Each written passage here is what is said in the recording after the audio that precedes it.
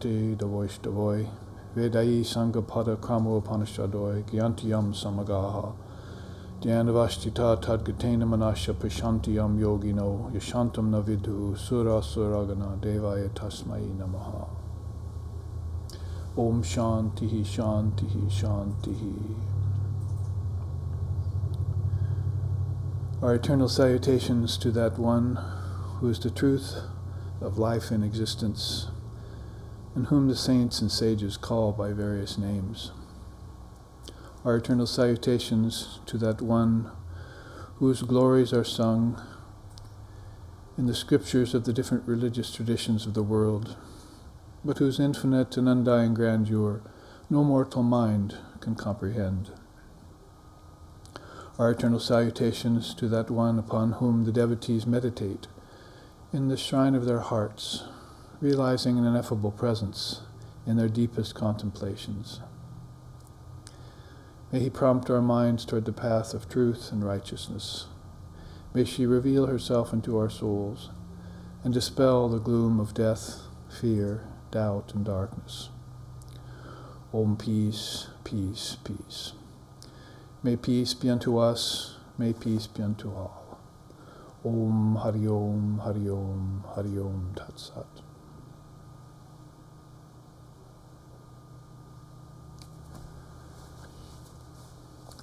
Good morning to everyone on this Hawaiian morning. We're coming to you, as they say, we are the first ones to start the morning in the United States here in Hawaii. It's very early here. It's also a very rainy early morning. It's also Easter morning. So those facets have come together to allow us to meet for Satsang, which is always one of the best things to do as early as you can possibly do it in life or in your day. Satsang is encountering the teachings face to face and discussing through the tradition of Atma Vichara, or inquiry into the nature of the true self, the true reality, so that we can separate the wheat from the chaff, to borrow one of Christ's teachings, and come to know the distinction between Purusha and Prakriti, if we want to put it in the oldest of terms in the Samkhya philosophy of India. Purusha being the sentient soul, and Prakriti being the insentient, immaterial nature, matter. And along those lines, questions have come in for Satsang this morning. For those of you who are watching live stream, we welcome you to our SRV ashram.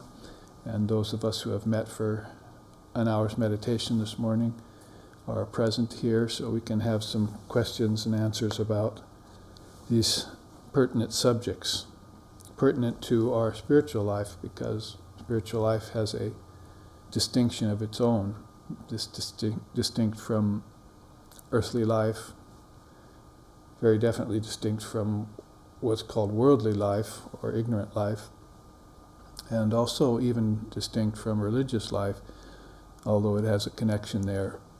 We hope to take religion and deepen it, intensify it, take it more inward to the kingdoms of heaven within, and start to make connections with axioms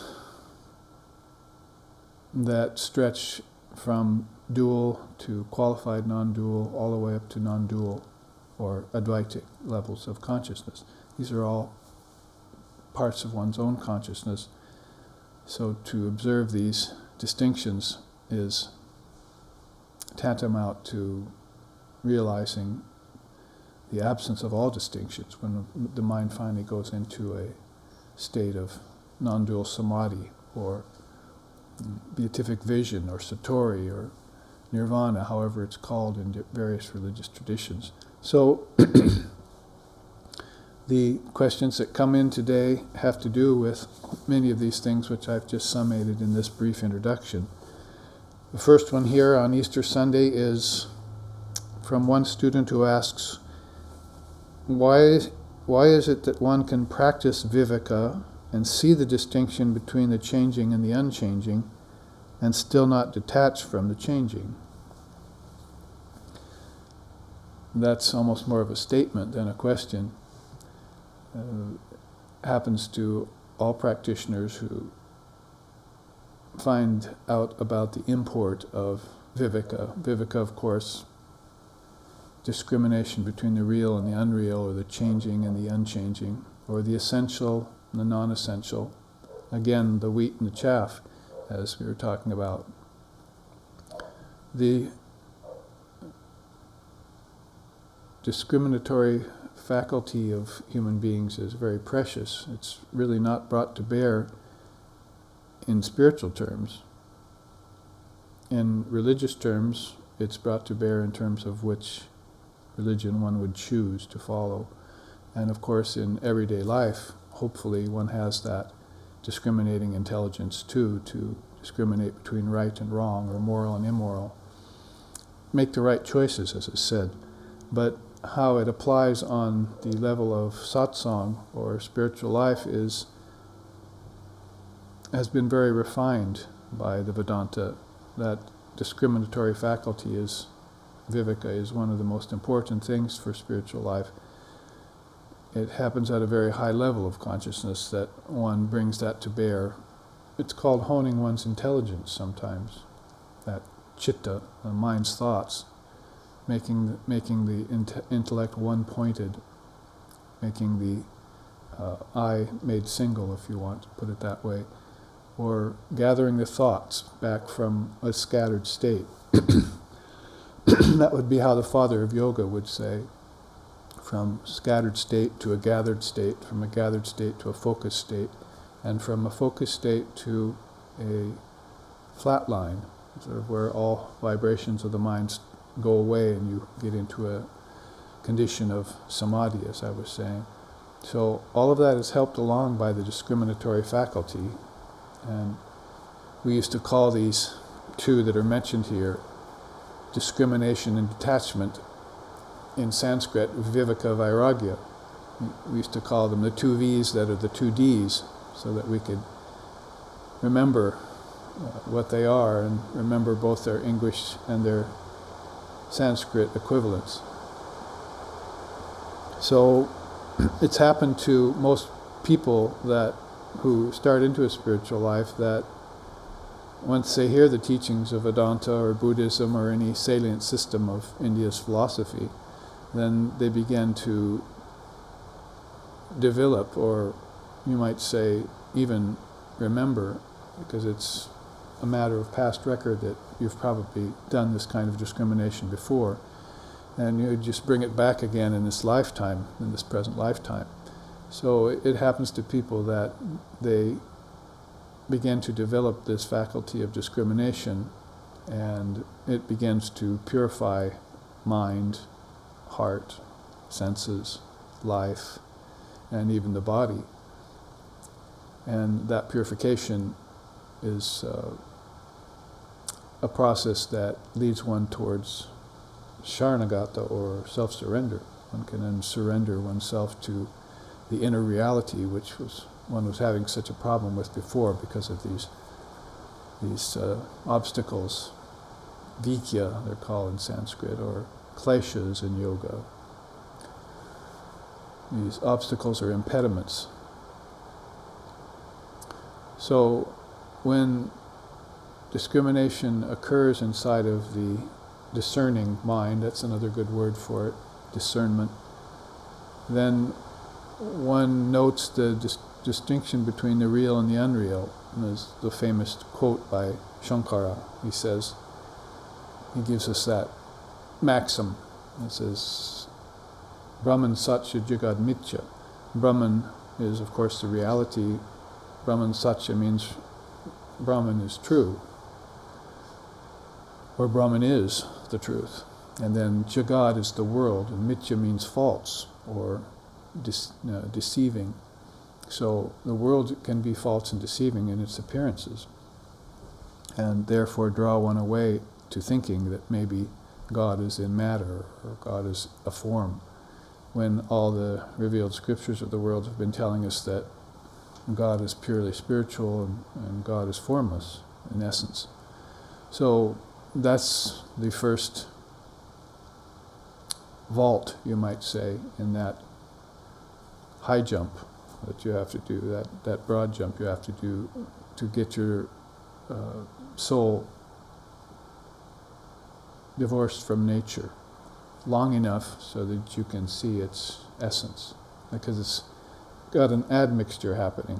Purusha and Prakriti are mixing up like oil and water when it's shaken, but then if you watch the oil and water separate, it takes about 45 seconds. So then you see the oil and the water separate from one another.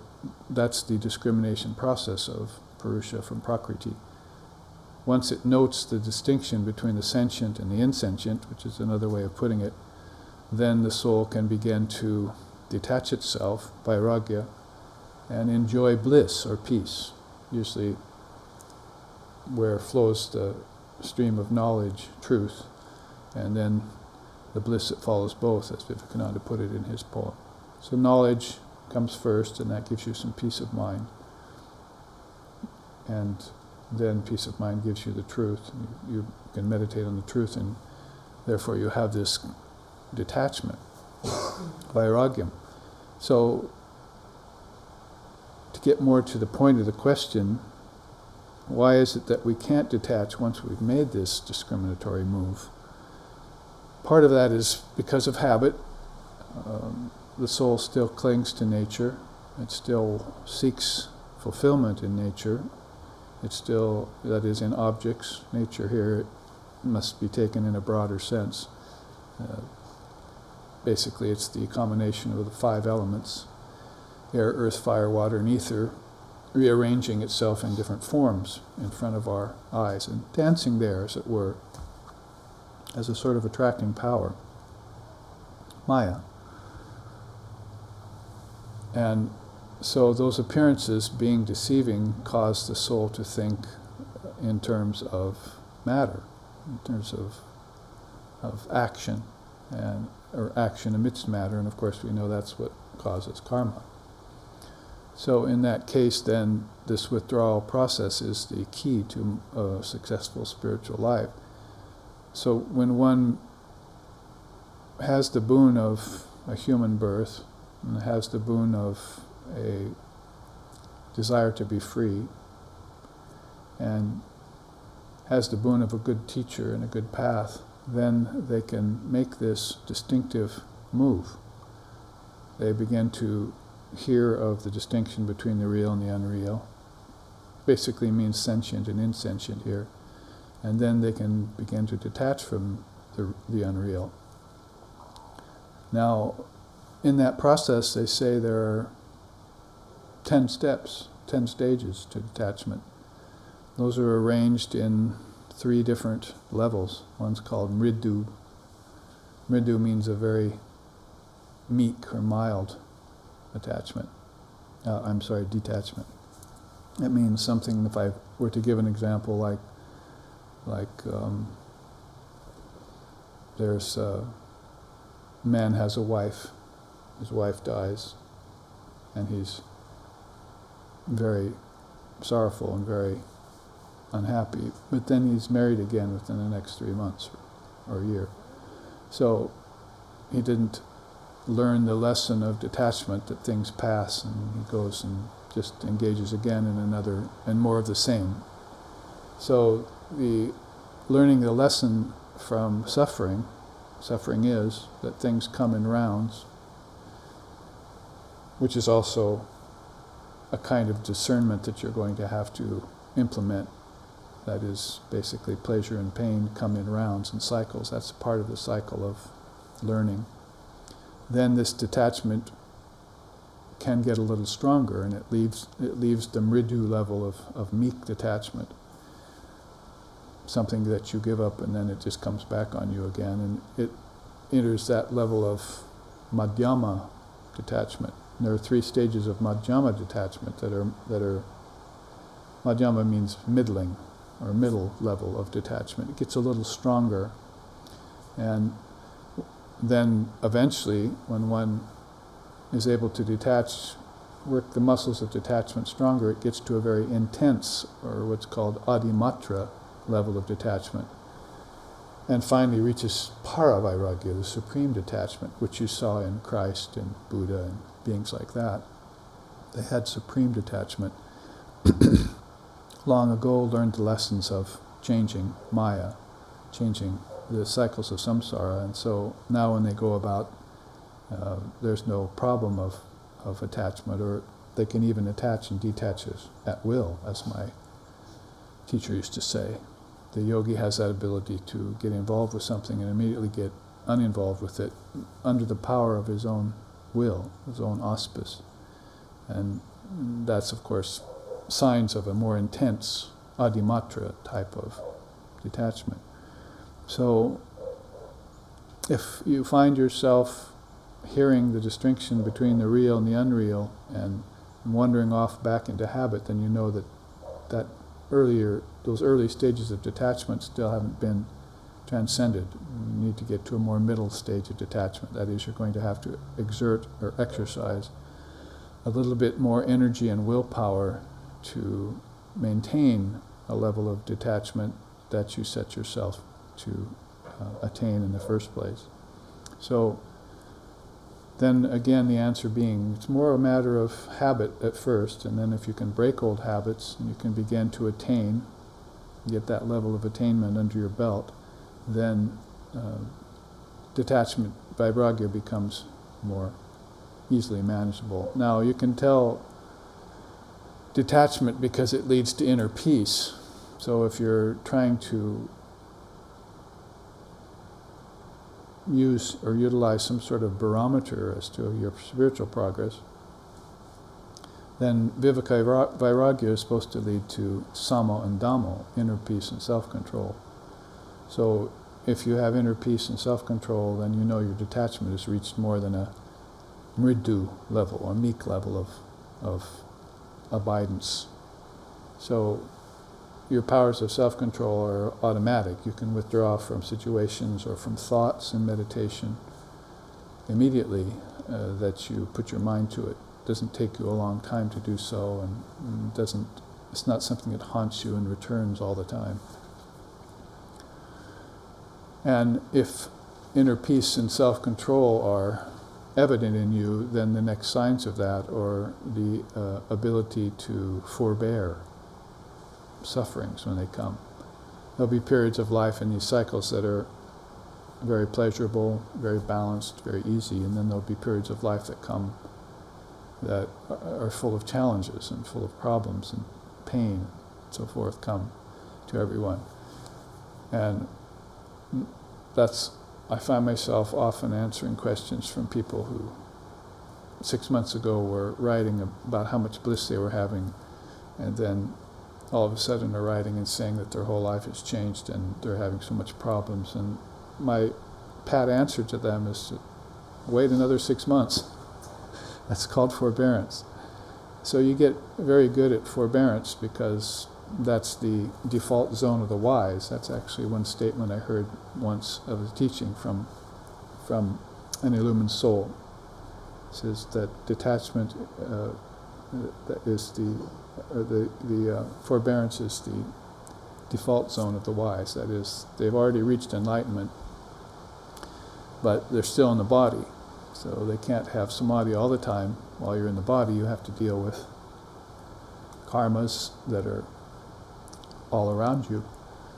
So your detachment, your default zone then is just going back to forbearance. Anything comes up that's an ill or something that's to be on the level of karmas and troubles, then you should forbear it. Now, forbearance is then connected to samadhana. Samadhana is a special type of concentration that comes to you that allows you to focus upon reality alone. Like the Upanishadic statements that say, sharpen your intellect and cause it to think about reality, have thoughts of reality alone, and then aim like an arrow, aim that sharpened intellect at the target, Brahman, and release and penetrate it. So in meditation they're talking about you sharpen, you hone your intellect, and then your thoughts follow your beck and call, and they become very sharp and very able to penetrate through Maya. And then you focus them on the goal, supreme goal, and you release and penetrate the mark, the imperishable Brahman. Danur grihit upanishadam mahastram, sharam hupasanashita sanjayita, and so forth and so on. So you have this ability now to focus, samadhana, on reality alone, whereas usually in a meeker or milder state of detachment, you had a mind that was occasionally focused and then occasionally unfocused. Vikshepa, the father of yoga, calls it. You can focus for a while, but then you fall out of focus. Sri Ramakrishna used to say that's like, that kind of mind's called Vikshepa mind. It's like a fly. It lights on sweets sometimes and then lights on filthy things at other times. So it goes back and forth all the time. That's Vikshepa mind, distracted. So samadhana would give you that ability not to concentrate on anything but the reality when you sit for it. So you're holding a certain standard or level of consciousness all the time, and if you can do that in meditation, then the next test for it is out in the world. If you can hold that same state of mind out in the world. You're not mixing, I'm not suggesting that you're mixing this. You're practicing a state of consciousness that is out in the realm of change. That is, you are being and out there is becoming, or changing all the time, but you have no qualms or no doubts about it that you are stable and unchanging. Akhanda, Satchidananda, you are the stable consciousness. So that samadhana, that ability to concentrate, is beginning to introduce you to these higher levels of detachment called adimatra, and then finally to the paravairagya, the supreme detachment, where you can move about the world without moving, they say. Finally, that gives you faith. So that's how we judge faith in our tradition. It's not just a matter of belief or mere belief. That's not faith at all yet, because it can be shaken. Faith is unshaken or unshakable because it's based upon the power to concentrate, and that's based upon forbearance of all ills, and that's based upon inner peace and self-control, and that's based upon vairagya, detachment, in 10 levels, and then that's based upon your original viveka, discrimination between the real and the unreal. If there were any practice in Vedanta, that would be it. You can see how Vedanta is really a mental realm. It's a mental intellectual realm. It has much, much more to do with that, getting to the source of all ignorance, the source of all problems, than it has to do with trying to work from cart before the horse, trying to solve problems in the world and then somehow get peace of mind that way. You go straight to the source and you implement the 4 treasures and the 6 jewels, they're called. And so that's about the only trace of a practice that you find in Vedanta. You'll find plenty of practices in yoga, and you'll find plenty of practices in Tantra and so forth, but in Vedanta they have pretty much that one ultimatum for you. Get discrimination between the real and the unreal, and detach from the unreal. So that's why I said it's kind of more of a statement than a question. What you're saying to me here is that instead of why is it that we get discrimination and then can't detach, I'm telling you, get discrimination and then detach. It's not a matter of why do we do that, it's a matter that we must complete the package. We must come the full circle and get inner peace, self-control, and leading up till forbearance, ability to concentrate, and then a strong faith. Now they say from that faith, which is still only the 5th jewel, they say basically that's where you get this 4th treasure called mumukshutvam. And it gives you an idea of how thorough the Vedantists are before they will grant themselves any kind of credit or any kind of ability of attainment. They must have mumukshutvam first. So mumukshutvam means a desire for freedom, a true, sincere desire for freedom.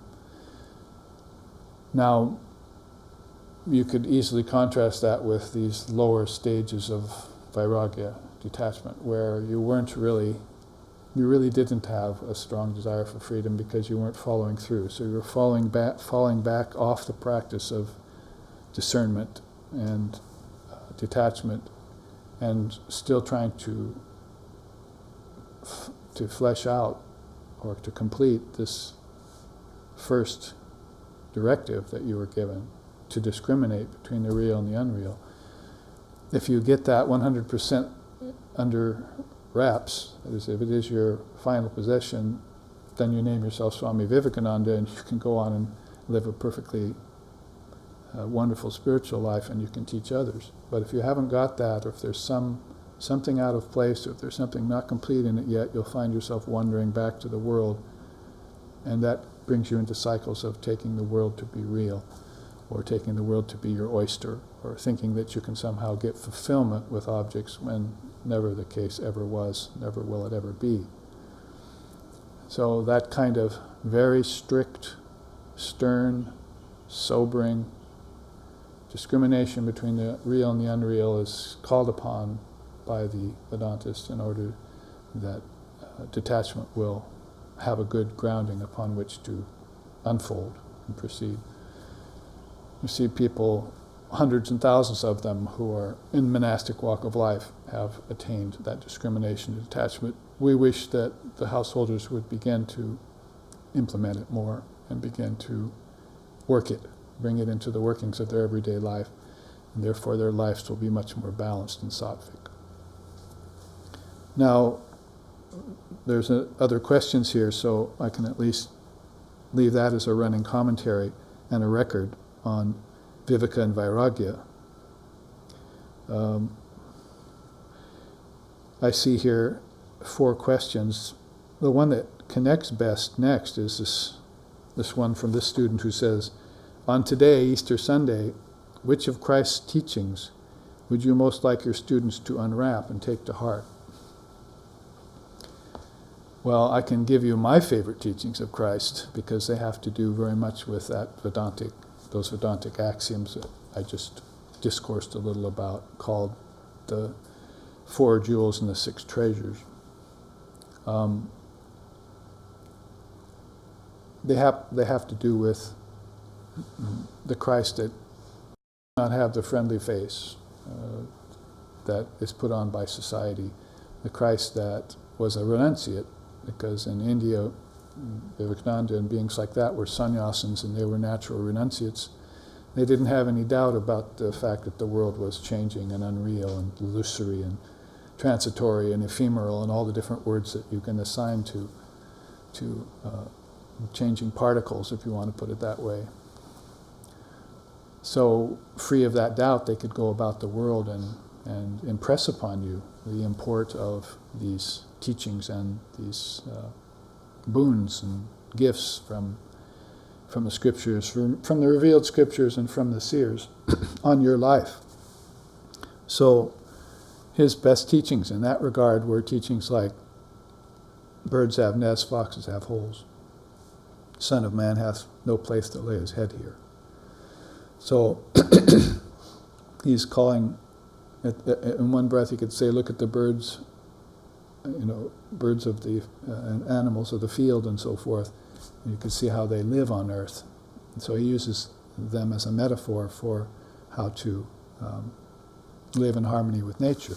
But then in the next breath he could be saying, but the Son of Man really, although you have to put your mind on practical things, the Son of Man has this important ability to discriminate and to detach, to render what is Caesar's to Caesar and take unto yourself what is the Lord's, which is another one of those precious teachings that Christ gave grant unto Caesar what is Caesar's, take unto yourself what is the Lord's. So he's making a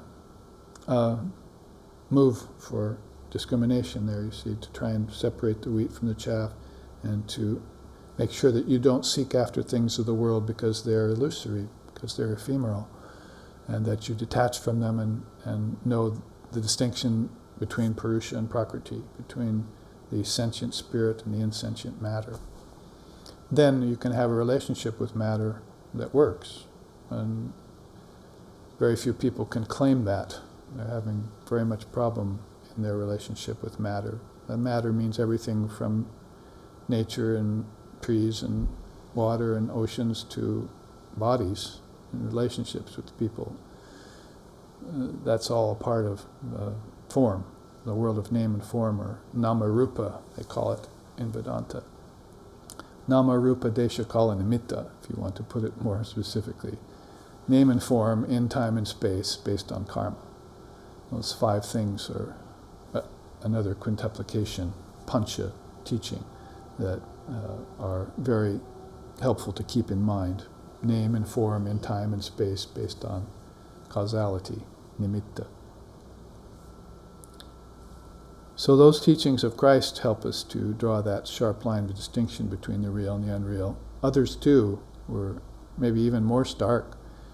You would say, one of the Christian mystics said, you're a peacemaker.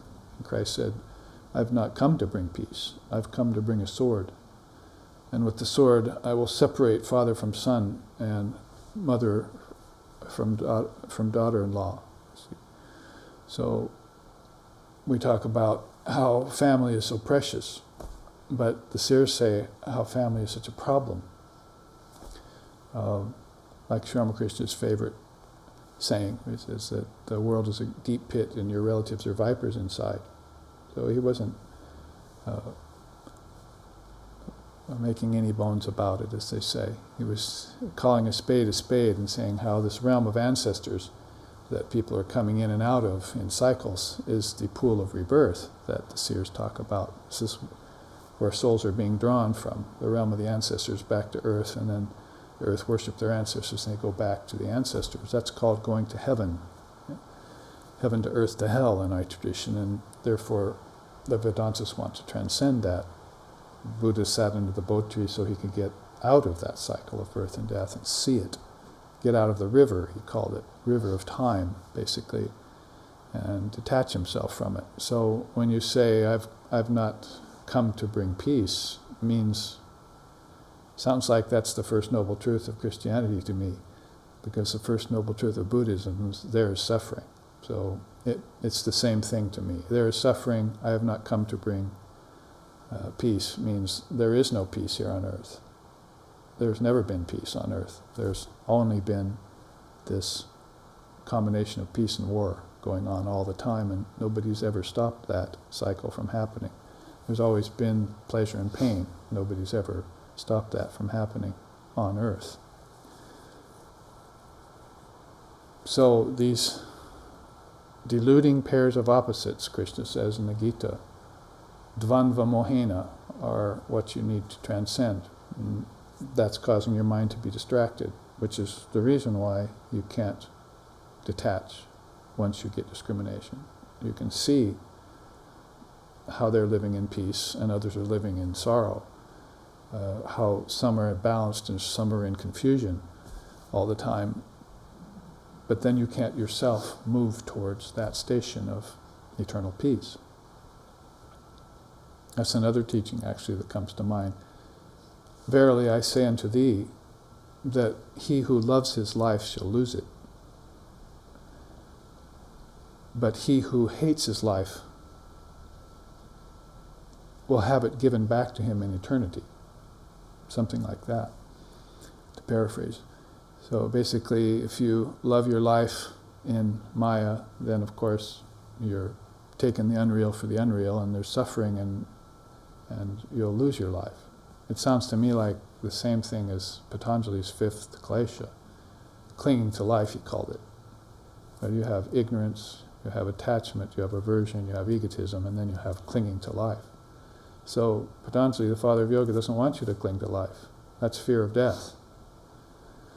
So he who loves his life shall lose it is a correlative saying in Christianity with Patanjali's yoga. You give it up. You give up life. You don't cling to it. And then because you're unattached, detachment, then you've reached a high level of detachment, then you can live free. You can have a desire for freedom and you can get free. That's the point of the matter. Once you're free, you can look back on it and compare notes, as Vivekananda used to say. Talk about it and discuss it, like in satsang. But until you're free, you really are just giving it mere lip service. So you have to actually put these teachings into practice and attain them. So those are, I'd say, 4 teachings right away that are very important to the meaning of Easter. This resurrection really isn't the physical body standing back up and moving around again. I don't believe in that. It's dead, it's gone. He'd then know more how body lives and goes. Its task is done. Let karma float it down. Let one put garlands on, another kick this frame. So once the body's gone, it's gone. There's no reason to recall it. It's going to come back again anyway in another form in reincarnation. So why are you so attached to that one body, Holy Mother said, which is just in the end a few pounds of ash? What's this hubbub about the body? So really what is meant there is this resurrection means subtle body. It's the teaching on the subtle body that's given. So that's a clarifying move on the part of Indian philosophy that will give you discrimination and detachment in a more intense form, adimatra or para vairagya. Because now you've understood that everything comes from the subtle body, everything from a ghost to a vision of a seer comes from the subtle body. So you have this subtle body inside of you, and all physical bodies come from that, and then they dissolve back into that. Just like in a dream, you create bodies, and then you take them back in and dissolve them, and you wake up from your dream body and you're back in this body again. So the teaching of the subtle body brings clarity to the fact that the burning bush and things that you see out in nature are just symbols for something that's happening in a body that possibly you don't know about yet, because you're not practicing discrimination and detachment, so you don't know the difference between matter and spirit. Therefore, you don't know the difference between matter, subtle body, causal body, and spirit. It's not just so easy to know, just to make a distinction between matter and spirit, but you have to know these in-between levels of consciousness too, stages of consciousness or intelligence, and where it comes from. So that's going to entail some deeper contemplation and meditation in you. You have to eke out your subtle body and think of it as a separate body from the physical body at first, and then begin to contemplate it and meditate on it. And then from that, eke out your causal body and begin to meditate on your causal body, which is formless. The causal body is formless. It's where all of form went to out of its inception. It came from the causal body, and it goes back into the causal body, and that's what you're calling birth, life, and death. But you should be calling it birthless, deathless state. You should be calling it projection and dissolution, not birth and death. Because there is an underlying substratum for all that. That's one of the next questions. One of the proofs of the Purusha has to do with inferring the presence of a reality that is the coordinator of our varied experiences. Can you elaborate on this? The mind-ego complex coordinates the varied experiences of our senses. What gives the clue to something more subtle? That clue is what I was just talking about prior to this question, is this intelligence. Meditate on the subtle body and the causal body, you'll find out the connecting power of intelligence there.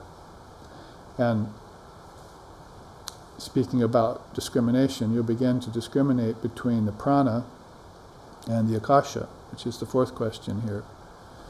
The prana and the akasha have a connection or a relationship like Purusha and Prakriti do, but prana falls more on the sentient side and akasha falls more on the insentient side. Prana is life force or energy, and akasha is space, matter. But space also is divided into gross, subtle, and causal. It would have to be, if you have three bodies that go with it, then you're going to have three spaces that the bodies occupy. So your gross body occupies the physical space, your subtle body occupies the pranic space, and the causal body occupies the formless space, or unmanifested nature, where everything came from in potential. So these are three sets, they're called triputis. These are three sets of three that you put together. You can also put them together with the A, U, and M of Om, and then you begin to understand what the word means. And then you begin to understand another of our favorite teachings of Christ. In the beginning was the Word was with God, and the Word was God. Three levels, right, he's talking about. Beginning was the Word, and then the Word was with God, and then the Word was God. So there's three levels of understanding the Word there that go with the three bodies, that go with the three spaces. And all of them infused by intelligence, and the intelligence moves on prana. Prana is like a great dragon bird, a Garuda, that carries souls from birth to life to death, or better put, from the gross to the subtle to the causal body, and back again. So using the discriminatory process is not just a matter of, well, put it this way, at first it's a matter of separating the real from the unreal, but once you have that separation complete, then through the power of detachment that's vested in you, you can begin to inspect the interior realms, kingdoms of heaven within you. Before that, you had no idea what they were, you were just thinking them to be figments of your imagination, like the psychologists are telling you about and so forth. Well, it's just a figment of your imagination. But now you're inspecting them with your consciousness brought to bear. Now the Purusha is inspecting Prakriti for signs of higher wisdom, and eventually is able to withdraw completely from Purusha, from nature, and exist in its own subtle nature, in its own causal nature, in its own supreme nature. That's called samadhi. So these great words, samadhi, satori, beatific vision, nirvana, nirvikalpa, asampragyata, in all different walks of life, in different religions, and in different levels, have been coined, if you will, as terms that speak for the existence of Brahman, existence of Allah, existence of Almighty Father, the existence of the infinite, the existence of the eternal, as opposed to the non-eternal. So to discriminate between the real and the unreal, the eternal and non-eternal, the sentient or the insentient, the abiding and the changing, is the whole art of spiritual life as far as great teachers and great teachings like Buddhism and Vedanta are concerned. From there, then, one can begin to inspect at their leisure almost, without any fear, without any doubt, without any misgivings, without any remorse, without any grief, which, by the way, are all things that happen in Maya. They'll be free of those things, and they'll be able to inspect the interior and the anterior. As the interior means everything that's going on within the mind and intelligence, and the anterior means everything that went on before mind and intelligence even arrived here in this akasha, this physical akasha. It had other akashas it moved through. And you prove that to yourself every night in sleep, when you move, when your consciousness moves to dreaming and it moves to deep sleep, which is formless, and comes back again. Your consciousness is also inspecting the interior and the anterior. If it goes all the way back to the source of origins, Utpatti it's called, then it will see the light of Brahman, which happens very rarely to most beings, even practitioners, happens very rarely to them. Even adept practitioners see it very seldomly. But to see it and to catch a glimpse of it then is the proof of the Purusha, as we're saying here. It's a proof of the witness of consciousness. It's the one who coordinates all experiences. It's the underlying substratum, is how they call it. Or it's the witness of all phenomena. It's the unmoved mover. All of those things are called the 6 proofs of the Purusha, which is one of the questions here, which I won't have time to answer in any more depth. But that will be the source of your meditation then, from then on. If you can prove it to yourself in all those different ways, then there's no reason why you should stop at mere discrimination alone.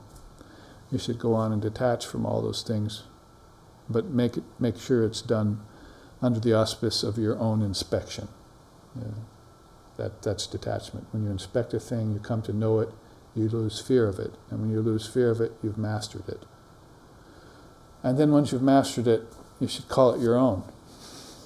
So, to end here, I'll say a beautiful teaching of my teacher on Easter. He said that renunciation is not condemnation, it's deification. So when you see a thing as it is, then you can truly call it your own.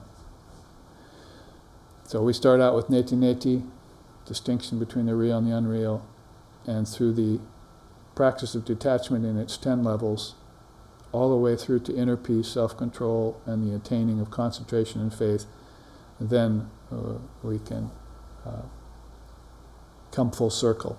See, and all of this is Brahman. That's how they get to that great statement. All is Brahman. Aham Brahmasmi, I am Brahman. Sarvosmi, all this is. And that's called iti iti. So between the stages of neti neti and iti iti, there's all of this to flush out, you see, and to inspect. If you're staying just at the viveka process and you can't yet just detach from the unreal, then you're going to have to, with the exercise of will and the help of your spiritual practices, you're going to have to make an opening in Maya. That's how Sri Ramakrishna called it. He said, one day I was sitting meditating and I, just like, carving on something and making an opening suddenly, my consciousness opened through the Maya and I could see the light. So you have to make an opening for yourself. And that's done with your own consciousness, the force of your own will. As Krishna said, it should be, and it quite often is, that grace aside, sadhana aside, and so forth, some people get their enlightenment through the force of their own will. So he's mentioning that as one of the ways to enlightenment that he favors very highly. If a person can do it on their own without bothering God, without asking for grace, or without praying for help, then that's admired by the Lord, by the Mother of the Universe. So here I know we've gone a little bit over time, so we can end with a chant. Om Bhadram Karnabhihi Sriniyama Devaha Bhadram Pasyema Akshabirya Jatraha Stirai Rangayishtushtavam Sastanavir Vishema Devahitam Yadayuhu. May we see with these eyes what is good and spiritual. May we hear with these ears what is noble and uplifting. And may we, while worshipping the Lord and Mother of the Universe with healthy minds and bodies, live a life which is beneficial to ourselves and to all other beings. Om, peace, peace, peace. May peace be unto us, may peace be unto all. Om Hari Om Hari Om Hari Om Tat Sat.